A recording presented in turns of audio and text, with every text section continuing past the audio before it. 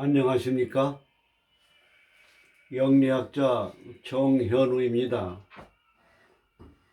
오늘은 디미월주를 설명하면서 사주 하나를 예시로 해가지고 간명하는 그 기법에 대해서 말씀을 나누고자 합니다. 역학이라고 하는 것은 불변과 가변의 법칙을 공부하는 게 역학입니다. 아무리 세월이 지나도 사계절이 바뀌고 변하는 것은 불변입니다. 봄이 여름으로 바뀌고 여름이 가을로 바뀌고 가을이 겨울로 바뀌는 사계절의 변화는 불변이에요. 그러나 변합니다. 봄은 여름으로 변하고 여름은 가을로 바뀝니다. 우리가 이 세상을 살아가다 보면은 근본 원리 기운의 이치는 불변이에요. 불변이에요. 역학은 기운학입니다. 기운학이에요. 그 기운의 이치는 어디서 나오느냐? 마음에서 비롯됩니다. 그래서 일체유심조라 그럽니다. 일체유심조라 그래요.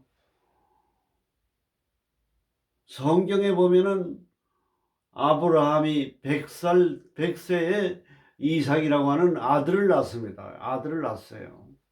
얼마나 아들이 소중하고 이쁘고 귀엽고 사랑스럽고 얼마나 그 애정이 많이 가겠습니까? 100세 얻은 아들이니 얼마나 기가 막힙니까? 하나님께서는 그 아들의 소중함만을 알고 남을 사랑하고 남을 배려하고 남을 위하는 마음보다는 자기 가족만을 위한다는 그 생각을 갖고 있다는 걸 지적해서 하나님께서 뭐라 그러냐? 산에 가서 너의 아들 이삭을 제사로 바치라 그랬습니다. 제사로.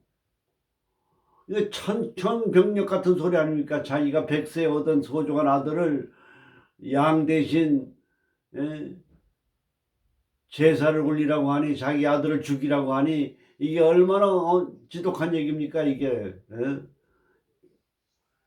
그런데 아브라함은 그렇게 하기로 작심을 하는 겁니다. 그래가지고 종들과 산을 가까이 가가지고 종들 보고 산에 있으라 그러고 아들과 둘이 칼을 가지고 밧줄을 가지고 산으로 제사를 하러 올라갑니다. 아들 이삭이 묻습니다. 오늘은 양도 없이 제사를 어떻게 지내려고 가십니까? 그랬더니 올라가면 안다 그랬습니다. 그 올라가서 그 얘기를 하는 거예요. 양 대신 너를 제사 지내야 되기 때문에 너를 죽여야 된다. 그래서 묶은 거예요, 이삭을. 그 아들도 대단하지만은 그 묶고 제사를 지내려고 할 때 하나님의 목소리가 들렸습니다. 아들을 죽이는 것을 멈추라. 너의 마음이 이제 죽인 것과 같다. 그러면서 하나님께서 그렇게 외치는 거였습니다. 그 말씀의 성경에 의도하는 의도는 뭐냐? 저는 기운학자이기 때문에 기운학으로 분석을 하면은 자기 아들만을 소중히 하고 남을 소중하게 생각하지 않는 그 마음을 지적해서 하신 말씀이라고 저는 보는 겁니다. 그리고 우리가 이 세상을 살아가면서 전부 가정적이고 자기 이기적이고 자기 자식만을 생각하고 자기만을 위한, 가족만을 위한, 자식만을 위한 그런 이기적인 삶을 살게 생각을 하고 그런 마음을 갖게 되면 그 아들도 뺏어갈 수 있다고 하는 사실이에요. 그렇기 때문에 자손이 잘 되게 하기 위해서는 자기 아들만을 위해서만 생각하는 마음 자세를 바꾸고 남에게 적선하고 배려하고 도와주고 그런 남을 위해서 사는 마음가짐을 갖는 것이 자손에게 좋다고 하는 것을 깨우쳐주는 교훈이라고 저는 생각합니다. 자손이 잘 되려면 남에게 잘해야 되고 남을 해롭히고 남을 괴롭히고 남을 희생시키는 이런 마음을 갖게 되면은 그 결과는 뭐냐? 자식에서 여러 가지 운세가 나빠져 버립니다. 기운이 나빠져 버려요. 마음가짐이 그렇습니다. 그래서 이타심을 가지라고 하는 그런 성경의 말씀이라고 생각합니다. 성경의 그 말씀 하나하나는, 부처님의 말씀 하나하나는 우리의 마음가짐에 있어서의 중요한 의미를 기원학적으로 강조하고 있는 거라고 생각합니다, 저는. 그래도 우리가 우리의 자식과 우리 자손을 정말 위한다면 남을 위해서 좋은 일을 하고 남을 더 배려하고 이타심을 갖는 그런 적선하는 마음가짐이 중요하다는 것을 저는 자손들의 행복과 건강과 자손들의 명예와 자손들의 복을 받기 위해서는 반드시 그런 마음을 가져야 된다는 것을 강조하는 것입니다. 사주팔자의 연월일시 중에서 연은 조상이, 월은 부모여, 일은 나요, 시는 처척궁이라 했습니다. 가족궁. 그 천간은 마음이에요. 무슨 마음을 가지고 있느냐. 마음이 모든 길을 지배하는 겁니다. 마음이 길을 지배하는 거예요. 그 마음가짐에서는 뭐냐, 여기에는 정화가 있습니다. 정화는 뭡니까? 정인 아닙니까? 학술과 교육과 이런 분야에 대한 관심이 많은 그런 마음을 가지고 있다 이겁니다. 마음을. 그다음에 재성과 합이에요. 재물에 대한 관심도 많다고 하는 그 마음을 가지고 있는 거예요. 또 비겁이라고 하는 게 있습니다. 내가 나무 아래 갑기가 토가 됐을 경우는 이게 비겁이 됩니다. 그 목국토 하면 재가 몇 개가 되느냐? 2개가 됩니다. 그 돈에 대한 관심과 돈에 대한 생각이 많다고 봐야 돼요. 역학은 뭐냐? 태가불급의 학문이에요. 항상 아셔야 돼요. 관이든 재든 식신이든 너무 많으면 재다 신약, 재물이 없는 거예요. 여자가 관살이 혼잡이다, 관이 많다 하면 남자 운이 없는 거예요. 그게 역학의 기본의 감명의 이치입니다. 그 밑에는 뭐냐? 상황과 조건, 분위기라고 했습니다. 분위기. 위에 천간과 지지에서 월지를 비교했을 때, 이 월지를 비교했을 때 천간에 무슨 오행이 여기에 뿌리를 내리고 있는가, 이거를 살필 필요가 있어요. 여기서 격국을 세우는 겁니다. 요 암장에 뭐가 있습니까? 위에는 정월기가 있습니다. 정월기. 그 정월기 중에서 정화가 여기 딱 나와 있습니다. 그럼 이 정화라고 하는 건 기운이 마음에도 있고 상황과 환경과 분위기에도 정화라고 하는 조건이 있다고 보는 겁니다.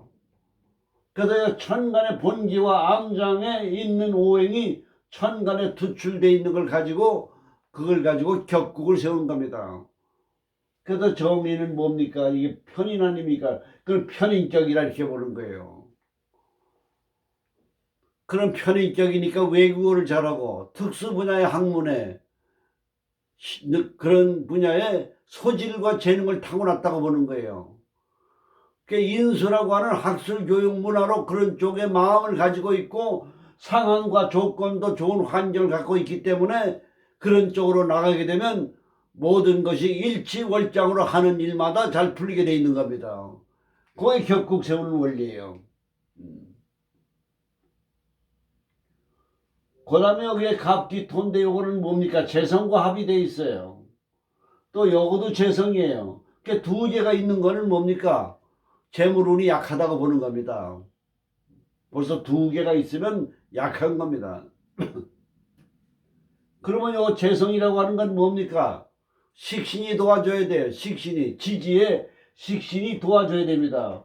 여기에 암장에 여기 식신이 있습니다. 여기서 여기 식신, 상관이 있습니다. 이게 화생토를 해줍니다.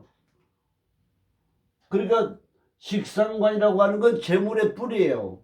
위에는 2개 있지만은 밑에서 식상관이 생조를 해주니까 재물운이 그런 대로 괜찮다고 보는 겁니다. 그러나 이 비겁이 있기 때문에 항상 평생에 내 재산을 거탈해 가려고 하는 그런 나의 재산을 노리는 사람이 있다는 특징을 지니게 되는 것입니다. 그런데 요 재성이라고 하는 게 뭡니까? 자미하고 원진이 돼 있어요.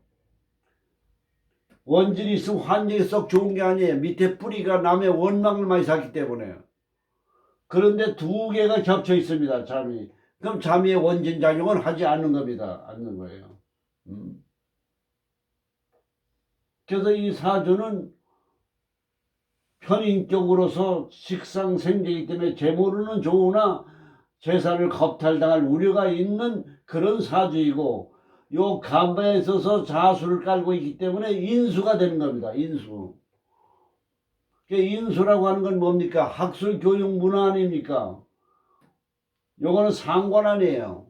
그럼 자기의 배운 지식을 응용해서 표현하는 능력이 뛰어나다, 이렇게 분석을 하게 되는 겁니다. 근데 요 묘는 뭡니까? 말년에 이게 양인격이 와 있습니다.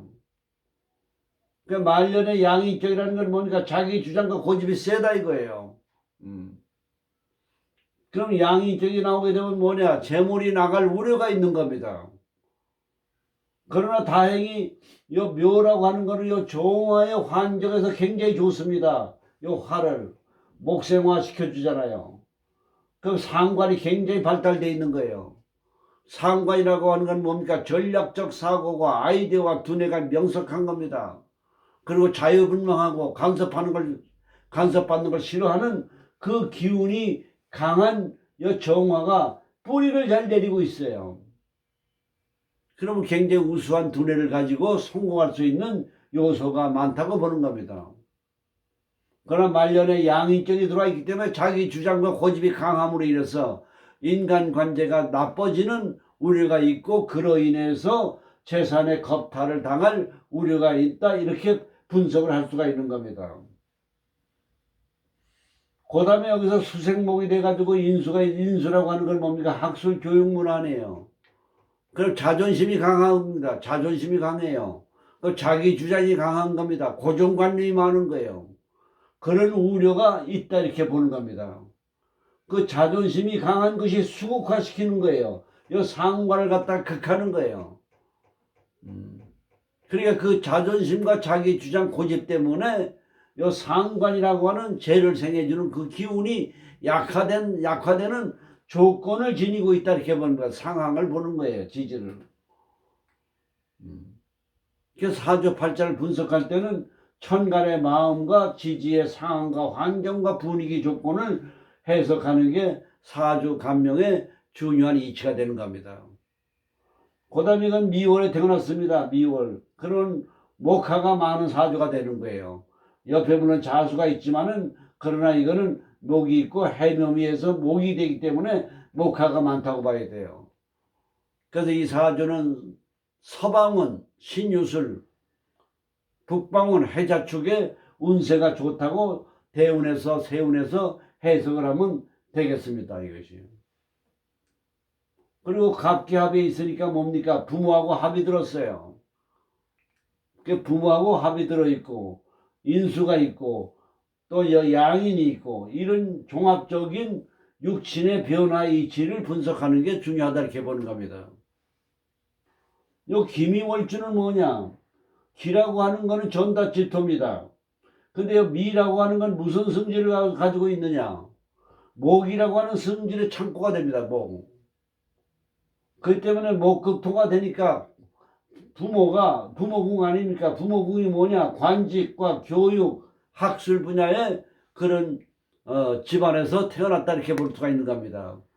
그런 유전 인자를 가지고 있는 학술, 관직, 교육 쪽으로 유망한, 그리고 그런 쪽에서 참모로 활동할 수 있는 그런 요소로 사주를 분석하게 되는 겁니다. 그래서 오늘은 요 기미월주에 대해서 말씀을 드리겠습니다. 그래서 요 미라고 하는 건 뭐냐? 6월이라고 하는 건 여름의 마지막 달이에요. 그 양띠들의 특징이 뭐냐 하면, 무더운 여름이 지나가는 마지막 단계에서 여름에 많이 땀을 흘리고 몸에 에너지를 많이 소모했기 때문에 기진맥진하고 있는 게 양띠입니다. 요 양띠달이에요. 그 양띠달이 있는 사람은 뭐냐? 기진맥진해서 기가 빠져나갔기 때문에 기를 보충하려고 하는 심리가 굉장히 강해요. 기를 보충하려고 하는 심리가 뭐가 되느냐? 생활력이 되는 거예요. 생활력. 그게 위기의식에서 뭐가 나오느냐? 돈을 벌어야 먹고 산다. 내가 이래다가는 기진맥진해서 어떻게 살 것이냐. 그래서 돈을 벌어야 먹고 살겠다고 하는 생활력을 가져오기 때문에 양띠들이 거의 다 재물운이 좋아요. 왜 그러냐? 그 마음가짐이 가치관의 우선순위가 돈에다 두고 있기 때문에 그러는 겁니다. 그래서 돈독이 올라요. 돈독이. 그래서 양띠들이 일반적으로는 재물운이 좋고 사업가들이 많고 재물운이 좋아요. 그런 마음을 버리지 못하기 때문에 죽을 때 돈만 벌고 돈 한번 쓰지 못하고 살아가는 그런 경우가 많은 게 바로 양띠의 특징인 겁니다. 인간의 마음은 뭐냐? 위기의식. 요 위기의식에서 뭐가 나오느냐? 신비스러운 기운이 나옵니다. 자기를 채찍질하고 자기를 갖다 재충전하고 뭔가 자기 자신이 돌변해서 변해야 되겠다고 하는 자기의 타성에서 벗어나겠다고 하는 어떤 위기의식. 이게 바로 미는 뭐냐? 재물을 가져오는 요소가 된다고 볼 수가 있습니다. 그리고 인수가 있기 때문에 여기는 뭐냐? 교육가적인 그런 학문적인 그리고 관직에 유망한 그런 화생토 목국토 되기 때문에 관직과 명예운이 좋다고 보는 거예요. 관이라고 하는 건 뭐냐? 명예를 얘기하는 거예요. 자존심을 얘기하는 겁니다. 그리고 조직 생활에 관심이 많은 거예요. 거기에 적합한 거예요. 그래서 정치가라든지 행정가라든지 직장인으로서의 적합한 성격을 가지고 있다 이렇게 보는 겁니다. 그 다음에 기토라고 하는 건 전다질토예요. 저 기토라고 하는 건 뭐냐? 등산하고도 하는데 마당발 같은 기운을 가지고 있어요.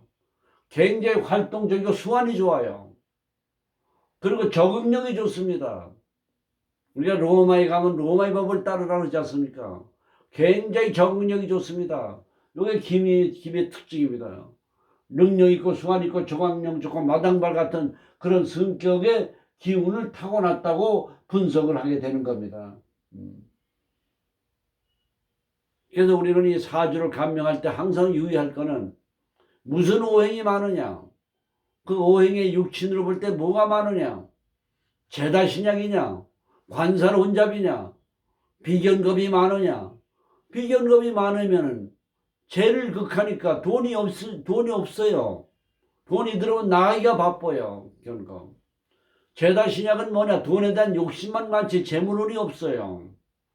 여자가 관사혼잡이다 그러면은 남자를 보는 선택하는 기준과 남자와의 뭔가 관계를 유지하는 그런 마인드가 부족한 거예요. 그 남자 관계가 안 풀리는 거예요. 그래서 역학은 항상 뭐냐? 퇴가불급이라 그러는 겁니다. 그래서 너무 많은 건 뭡니까? 억제시켜줄 때. 그러니까 관운이 좋으려고 그러면은 관이 너무 많은 사람이 관을 억제시켜줄 때 관운이 오는 거고, 관이 없는 사람이 관이 들어올 때 관운이 오는 겁니다. 이와 같이 우리는 역학이라고 하는 것은 항상 태가불급의 중요한 이치를 터득하는 게 중요하다고 보게 되는 겁니다. 그래서 마음이라고 하는 건 천간이고 지지의 상황과 환경과 조건이 얼마나 뒷받침되어 있느냐가 그 사람의 재능 발휘와 성공의 중요한 함수 관계가 된다고 생각하는 것입니다. 감사합니다.